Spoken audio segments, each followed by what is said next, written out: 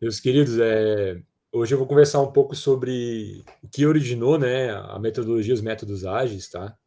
Na verdade, é uma coisa bem antiga já, que é a primeira vez que eu estou trabalhando com desenvolvimento de software e é sempre muito legal quando eu faço as comparações e vejo as origens disso, né? Na verdade, isso iniciou tudo no chão de fábrica, tá? E a origem disso vem, na verdade, vem com o sistema teórico de produção, né? Mas antes eu quero ambientar vocês em alguns conceitos, né, para a gente conseguir distinguir. Bom, vamos lá, né? Qual que é a definição, uma das definições clássicas de cultura? Né? Um conjunto de crenças, valores, normas, costumes, tradições e práticas compartilhados por um grupo de pessoas. Né? Eu iria além. Qual que é a cultura da Lefa? Né? Eu acho que talvez seja a média da mentalidade de cada um ou a mentalidade predominante. Né? E dessa mentalidade, cada mentalidade cria uma realidade, né?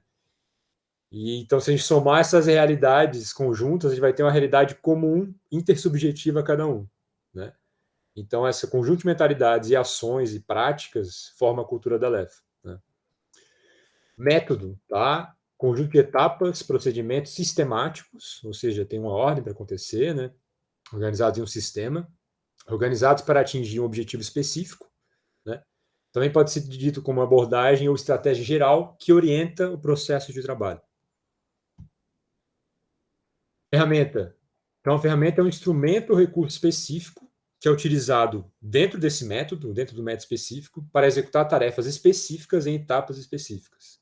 Né? Então, a ferramenta ela está dentro do método. Então, a gente está aqui vendo uma ordem de hierarquia, né? Da cultura, do método para a ferramenta, para as ferramentas. Tá? Mas tem outro termo na gestão empresarial que eles mudam o termo cultura para filosofia de gestão, né? O que é a definição de filosofia de gestão, né? Então, crenças, princípios e valores fundamentais que orientam a forma como a organização conduz suas atividades e toma decisões relacionadas à gestão. Né? Então, perceba a semelhança da definição de cultura para a definição de filosofia de gestão, né? Ou mentalidade de gestão. Tá? E a Lefa, assim, o que vocês diriam sobre a filosofia de gestão? Você Filosofia de projetou gestão. nessa, né? O Thiago joga umas coisas assim. A filosofia de gestão da Lefa, assim, é ser bem mais. Voltada mais para o desenvolvimento ali, né? Para o dev. É uma coisa bem interessante ali. Ela é aberta a sugestões e a melhorias. Tem praticamente, acho que toda cultura né? Com o tempo. Tu vai enriquecendo a cultura, tu vai melhorando, vai fazendo as coisas, e as coisas boas vão ficando. Então, ali a filosofia da Lef, ela está sempre ali em desenvolvimento, né? Mas é o que eu percebo.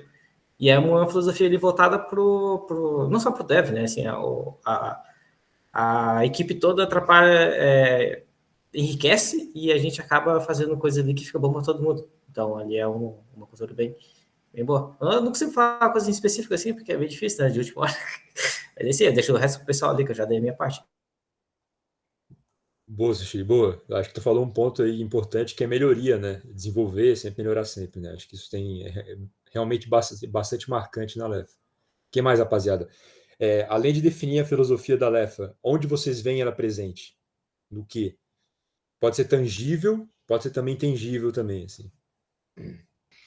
Uma questão aí, puxando nesse ponto, né, que o Sushi falou, acho que tem a ver quando a gente faz revisão semanal do que está indo bem, o que a gente mandou bem, o que a gente acha que tem que melhorar. Eu acho que é um método para trazer essa filosofia, né? Quando a gente está aplicando essas melhorias, né? Tá conversando sobre as melhorias e avançando, né? Então acho que isso é um ponto. Outra coisa, assim, em relação à filosofia de gestão ou cultura, né?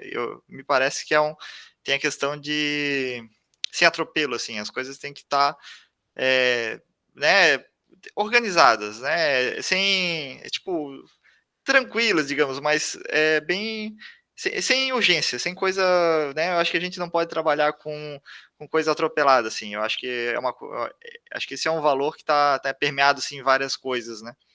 E daí quando a gente tenta processualizar, não deixa a coisa atropelar a gente, né? Quando a gente, não, peraí, vamos ver como é que a gente. Qual seria o encaminhamento legal, né? Quando a gente discute isso, acho que é uma maneira de botar em prática essa parte, né? que é a parte de não aceitar um atropelo da coisa, né? Organizar a parada. Assim. Show. Vou pedir para vocês guardarem essa palavra aí, esse conjunto, sem atropelo, tá? Vai usar mais para frente depois. Uhum. Cara, Outra coisa também. Fala aí, Tá, Gê. desculpa. Vai lá, Tati, vai lá. Enfim, eu ia falar também que a questão da, né, se você talvez colocar, talvez seria melhoria contínua, tanto de processos, quanto, né, de métodos e ferramentas, quanto das pessoas, da equipe.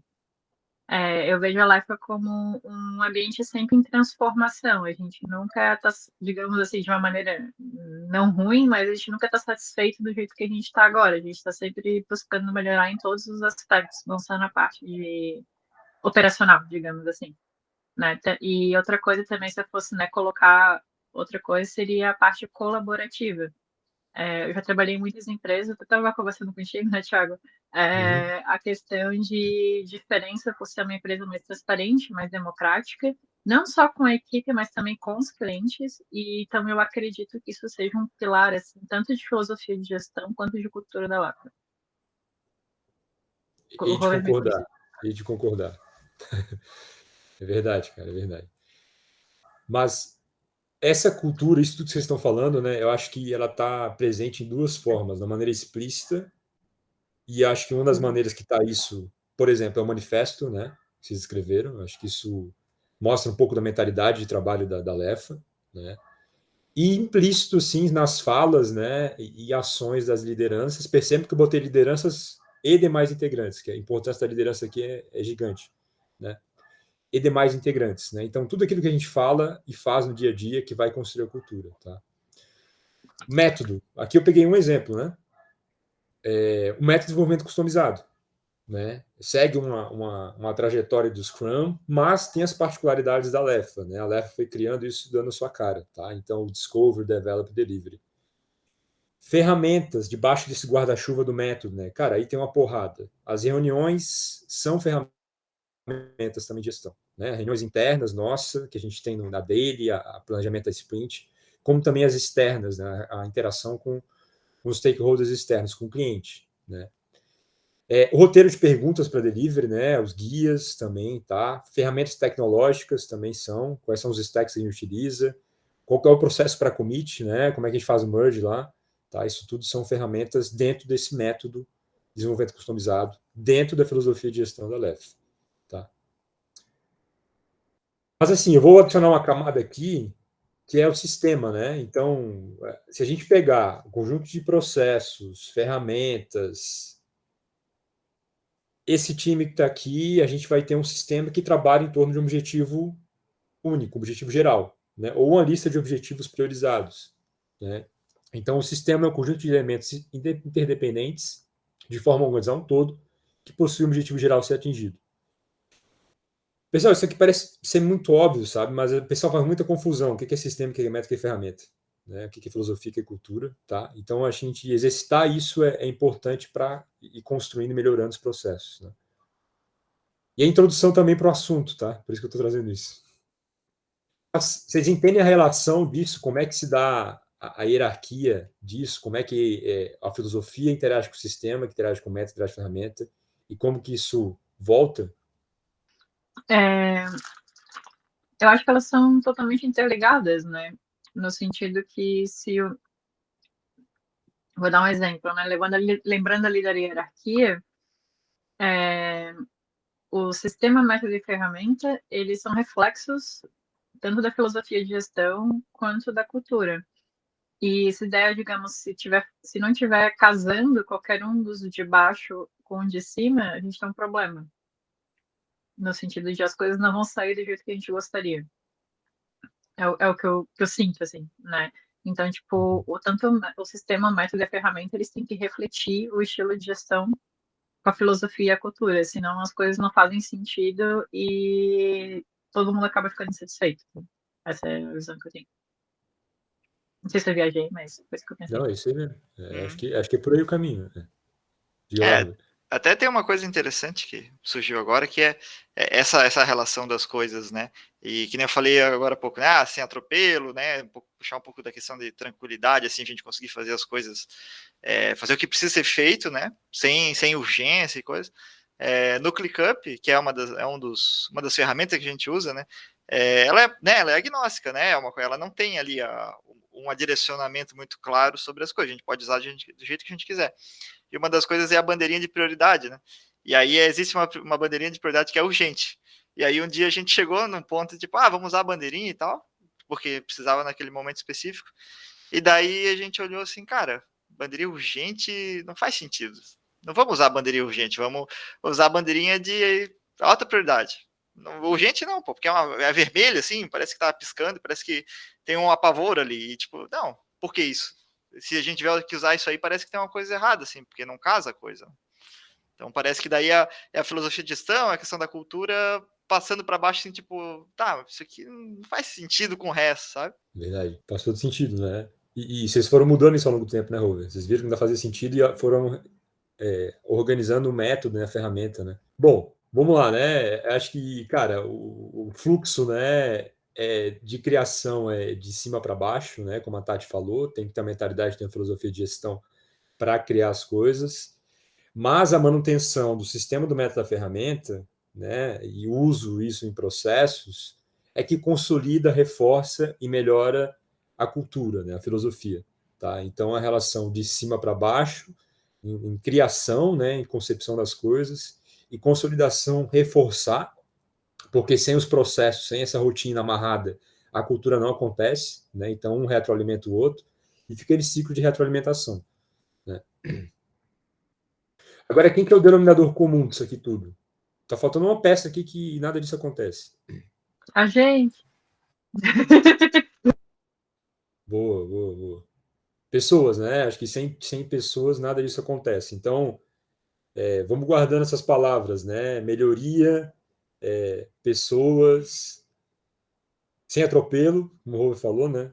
Tá. Agora, eu vou mandar o link aqui também. Eu quero que vocês interajam, né? Quais as 3 palavras que vêm à mente quando vocês lembram da Toyota, lembram dos carros da Toyota? O que vem à mente de vocês, assim, quando vocês pensam numa Hilux, numa Toyota Bandeirante, no Corolla, na marca em si? Pô, vamos lá, né? Inquebrável, Japão, boa. Boa. Japão, toyotismo, qualidade, confiabilidade, motores bons, resistente, apertado, preço alto, tecnologia, reliable, bruta. Vocês percebem que tem uma coisa em comum aqui, né? Acho que a resistência, a confiança, né? Tá sempre presente, né? A qualidade, vamos falar da maneira assim, né? Então isso eu acho que é uma coisa em comum que sempre vem à mente, né? E agora a gente vai entender por que isso não é à toa, tá? Por que a Toyota tem isso, né? Então, cara, se hoje o mundo desenvolve software dessa maneira como a Lefa desenvolve, se hoje tem consultorias de gestão que espalharam isso pelo mundo, né? Vem dessa estrutura aqui, tá? Dessa fotinha aqui, essa casinha aqui, né? Se hoje toda a gestão caminhou para isso é por causa do Toyota, né? E percebam que a gente falou em qualidade, confiança, né? Motores bons, e tem um pilar aqui dessa casa que é o Jidoka, que é o qualidade, né? Jidoka lá em japonês é não sei o que da qualidade, tá? Então, isso aqui é uma evolução do que a Ford criou no início do século passado, né, de produção em massa, né, produção em grandes volumes, mas a Ford não era preocupada com qualidade. Né? Parece meio óbvio a gente pensar isso, né? Tipo, tem muito aqui que a gente vai falar ou discutir hoje, é óbvio. Mas isso é uma coisa que alguém. Só que aquela coisa óbvia precisa ser dito e botar no papel, né? E preferencialmente criar um processo para isso. Né? Então, vamos entender essa figura aqui, tá? Lá no topo, né? O telhado da casa tem o cliente. Então, foco no cliente. Cara, o foco no cliente não surgiu. Não sempre foi sempre óbvio, né? Hoje se fala muito foco no cliente, foco no cliente. Até a Toyota fazer isso aqui, botar no papel e tornar isso no sistema, ninguém tinha feito isso antes. Né? Então, cara, desenvolver um produto e processo focados no cliente. Né? Mas como é que a gente vai encantar o cliente? Quais são os objetivos na ponta? Né? Maior qualidade, menor custo e menor lead time. Lead time é o tempo que você tem, né, da entrada do input para o output. Né? Como é que eu faço para reduzir isso? Tá? Que sustenta esse telhado, tá? Desse sistema Toyota de produção? Né? Just in time, né? Fazendo o tempo certo, na quantidade certa. Tá? Então, você tem um fluxo determinado pela demanda, no tempo certo, então eu não vou fazer antes nem depois, eu tenho que fazer para entregar no tempo certo, sem gerar estoque no meio do processo. Né? O outro pilar, Jidoka. Jidoka é basicamente a qualidade. Então, pela primeira vez, alguém com a filosofia de gestão, mentalidade, sistema, se preocupou com qualidade. Então, estabeleceu esse pilar da filosofia, da mentalidade aqui em qualidade. E dentro desse pilar, uma ação, um hábito dessa cultura é o quê? Parar e notificar problemas. Né? Por muito tempo, e ainda no Brasil, a gente tem uma mentalidade contrária, a gente vai ver mais para frente, que o problema, a galera esconde o problema. Né?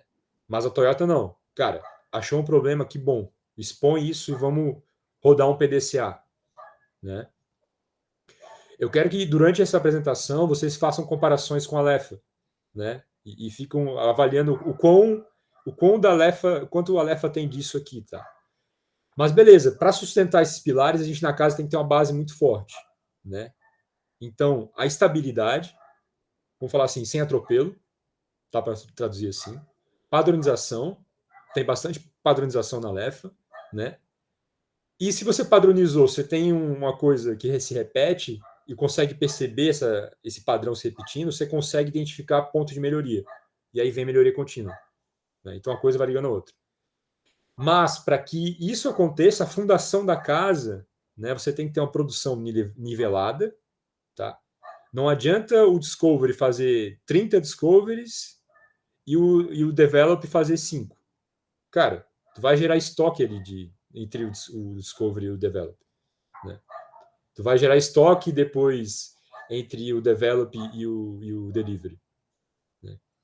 Processos disponíveis. Então a gente tem guias, né? O ClickUp está ali, está fácil de encontrar, tem processo mapeado no Miro. Né? Então isso está tudo muito fácil. E gerenciamento visual. Tá? Parece óbvio, mas o gerenciamento visual, a gestão à vista, por muito tempo não existia. Existia apenas no falar das pessoas, nas conversas. Né? Então, a Toyota veio e trouxe isso em trazer ferramentas intuitivas e expor isso para todo mundo. Né? Então, todo mundo na fábrica tinha consciência em que etapa que estava, o que estava faltando, quem era responsável pelo quê. Vocês estão fazendo paralelos, né? Com as ferramentas que a gente usa, né? Então, assim, just in time, né? Foco em produzir apenas quando necessário, utilizando os recursos estipulados e no tempo ideal, nem mais nem menos. Tá? Por que nem mais nem menos? Porque se alguém aumentar a velocidade, vai atrapalhar, vai gerar estoque. Né? Objetivo, por que isso existe? Zero estoque. Estoque é dinheiro parado. Né? Não adianta o cara produzir e deixar um pátio de carro lá a fazer. Né? Ou não adianta desenvolver um software e não passar esse pacote de transmissão para venda. Digamos que a gente desenvolva todo o Only Members agora. Né? Cara, Only Members parado e não tem ninguém para vender, pronto, é estoque. Né? Isso tudo acontece para garantir que o esforço seja distribuído igualmente ao longo do tempo, né, em cada etapa, de forma que o trabalho passa a ser constante, ou seja, a partir do momento que você estabiliza a velocidade em cada etapa, em que o Discovery, o Develop e o Delivery tem a mesma velocidade, ele passa a ser um fluxo contínuo, idealmente. Né? Então, a meta para a gente é transformar esse fluxo contínuo. E não com momentos de atividade e, posteriormente, ociosidade. Né? Porque, digamos, se alguém ficar muito rápido, ou alguém ficar muito devagar, a gente vai ter, né, nessa cadeia aqui gente sem trabalhar. Né? Ou gente trabalhando demais. Sabe? Então, aquilo que o Rubem falou, né? Cara, sem atropelo. Né? Tem um ritmo de trabalho. Cara, é 80 horas, cada entrega tem 80 horas. É isso. Né? Tá estipulado o ritmo de trabalho. Né? A empresa inteira tem que rodar em torno desse ritmo de trabalho. De focar, tá? Foco na qualidade. Então, pela primeira vez na história do mundo, alguém se preocupou em estruturar isso na qualidade. Então, entregar na qualidade certa, né? Tem uma meta de qualidade. Quais são os requisitos para a qualidade? Fornece, então, a capacidade de interromper o trabalho no caso de uma condição de não qualidade. Antigamente dava um defeito, cara, pau na máquina. Não, peraí, vamos parar e analisar e registrar isso que aconteceu, para no próximo ciclo melhorar. Né? Então, esses processos eles têm ferramentas, mecanismos de autocontrole de qualidade. Né? Então, cada um aqui é meio que dono, às vezes, de uma etapa do processo. Né? E a gente tem mecanismos para identificar esses problemas, registrar e discutir depois. Né? Por que isso... Qual é o benefício na ponta? Reduz o desperdício. Né?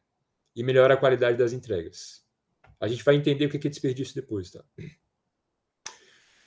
Mas nada disso acontece em padronização. Né? Então, a estipulação de padrões para a realização de cada operação, né? Fazendo assim com que cada colaborador já saiba seu papel, em quanto tempo precisa ser feito e quantos recursos precisará utilizar. Melhoria contínua. Então, depois que você padroniza, você consegue viabilizar a melhoria contínua. Se o trabalho é previsível, padronizado, a gente consegue reconhecer um padrão ali, a gente pode melhorar continuamente. E aí, ir mudando o padrão. Né? As 4 regras do sistema teórico de produção, tá? Todo trabalho deve ser altamente especificado no seu conteúdo, sequência, tempo e resultado. Vamos fazer um paralelo com um alinhamento com o cliente. Né? Análise express. Cara, o que a gente vai entregar, o que a gente não vai entregar. Né? Reuniões de entrega, de alinhamento com o cliente, de validação. Né? O discovery. Cara, terminou o discovery, o cliente tem clareza no que vai ser entregável. Mas isso não era óbvio. Né? Isso surgiu a partir de alguém, do momento que alguém botou no papel. Segundo ponto. Toda relação cliente-fornecedor, interno e externo, deve ser direta, com um canal definido e claro para enviar pedidos e receber respostas. Vocês acham que a Lef tem isso? Sim, não. Né? Mais Terceiro, ou menos. mais ou menos. Depende. Né? Depende. Depende. O que vocês acham que podia melhorar nisso aí, Tati e Rover? Aí? Quais são os pontos aí que vocês identificam assim? Cara, isso aqui eu acho que podia ser Real assim. oficial. Dale. Sim, real oficial. Uhum. Cliente não pode falar com sócio. Pronto, falei tchau. Essa é uma briga longa, estamos trabalhando nisso, né? Mas. Desde 2020, Thiago, tá de boa. Oi? Desde 2020. Não, é isso aí. Desde 2020. Mas esse é um ponto, é claro. Eu vejo outros pontos também, coisas de interação entre as áreas, né? São coisas que a gente busca bastante organizar, assim, mas também vejo que a gente tem muita coisa padronizada, né? É que a gente acaba focando nos pontos que precisam ser arrumados, né? Então tem muita coisa, né? A questão de operação, a gente ficou um bom tempo definindo e tal. Hoje a gente está melhorando, mas é mais ajustes menores, né? Então, coisas que eu vejo assim que a gente está penando um pouco para resolver, que é o momento, né, de ajuste, né? Questão de análise express, né? Definindo um pouco mais quais são os canais, como é que vai a comunicação, né? Até a interação entre equipe, né? Financeiro, comercial, né? Essas coisas estão a gente está trabalhando agora, né? Questão de padronização. Aí são as partes do menos, né? Do mais ou menos. Tá? Do que eu falei ali. Cara, vocês não têm noção. O Gustavo sabe, cara, como é que era o Análise Express lá no começo. Senhor amado, a diferença que foi. Não, ainda é uma muvuca. Sabe como é isso aí, né? Não, ainda é uma muvuca, mas é isso aí. Estamos trabalhando, né? Porque é isso. Show. Né? Acho que é isso, né? Acho que, na minha visão, tá? Olhando de fora, chegando, assim, recém-chegado, né? Eu acho que existe uma maturidade muito grande para uma empresa pequena. Né? Isso aqui eu sei porque eu trabalhei com isso, visitando empresa, e a realidade de muita média empresa é uma zona, cara. É tipo, empresa que fatura, às vezes, quase 1 bi e não tem o que a Lefa tem. A Tati está concordando porque ela também passou por essa realidade, né? Sim, sim. Já ajudei mais de 100 empresas na vida, cara. Tipo, você não tem ideia. Mas tem uma coisa muito importante, tá? Que foi o que o Thiago falou no começo. A Lefa, ela só é acima da média, e eu não tô puxando o saco, eu tô sendo sincera, porque a gestão é aberta para isso. Porque, querendo ou não, as empresas sempre são reflexos dos gestores. Se a gestão não está preocupada com esse tipo de coisa, tu pode dar as melhores ferramentas, tu pode dar os melhores métodos, elas não vão implantar e a empresa vai continuar uma zona. Tô certo ou errado, Thiago? Exatamente. Por isso que no começo lá, eu botei aqui, ó, Cara, liderança, né? Ó, fala de ações da liderança. Eu podia botar assim, colaboradores, todos, né? Mas não, cara, se a liderança não abraça a ideia, não interage, cara, nada acontece, né? E realmente tem muita empresa que a liderança não quer entender, né? Aí entra outra discussão, né? Por que isso não acontece, né, em várias empresas, tá? Bom, continuando, né? Terceira etapa, tá? O fluxo de trabalho e processo para todos os produtos e serviços deve ser simples e direto, né? Então, o processo, quando a gente mapear esse processo e construir ele tem que ser o mais enxuto, né? Tem que enxugar as etapas, tem que tirar as redundâncias, né? Aqui eu acho que a gente tem entre áreas, nas áreas eu acho que a gente tem uma maturidade grande. Eu acho que o gap aqui de melhoria é entre áreas, né? A transição entre as etapas, que é a boa parte dos problemas das empresas, né? Que as empresas geralmente elas acabam trabalhando em silos, né? Então a gente tem sempre atento a isso, cara. Do marketing para o comercial, onde é que está o gap, né? Do comercial para a operação, onde é que está o gap, onde é que estão os pontos de melhoria, né? Tá 3 aqui de novo, mas é 4, né? Qualquer melhoria deve ser feita pelo método científico, né? Sob a coordenação de orientador e no nível mais baixo da organização, né? Então, aqui o nível mais baixo é quando você tem várias camadas, né? Tem uma alta liderança, uma média liderança e tem, vamos falar assim, no caso da Toyota, no começo, né, o chão de fábrica, né? Então, você tem que envolver todo mundo, cara. E isso acho que a LEF faz isso, vocês fazem isso bem porque vocês envolvem e dão voz para todo mundo, né? É um desafio também manter isso quando a empresa cresce, né? Cara, se multiplicar vezes 2 vai ser um puta desafio, né? E método científico, né? Então, qual que é o método científico? Cara, hipótese, né? Pega a hipótese, testa a hipótese, deu certo, consolida a hipótese, vira uma verdade, vamos falar assim, né? E consolida numa padronização.